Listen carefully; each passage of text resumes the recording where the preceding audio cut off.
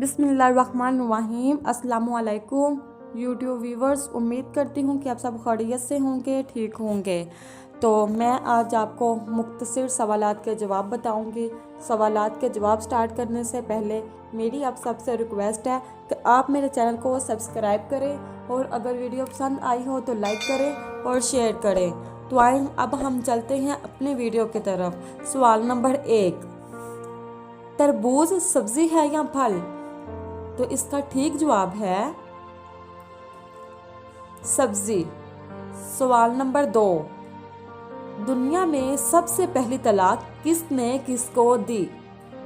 तो इसका ठीक जवाब है हज़रत इस्माइल अलैहिस्सलाम ने अपनी बीवी अमारा बिन सईद को।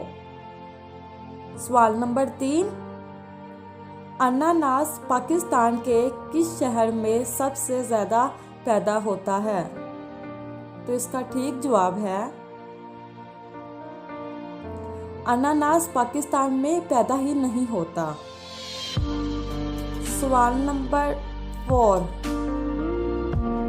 अहले जन्नत की पहली ग़िज़ा क्या होगी?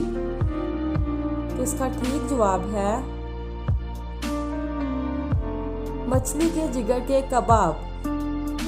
सवाल नंबर 5, पाकिस्तान में कितने और कौन कौन से मुग़ल बादशाहों की कब्रें हैं? तो इसका ठीक जवाब है सिर्फ एक ही जहांगीर की कब्र, वो भी लाहौर में। शुक्रिया।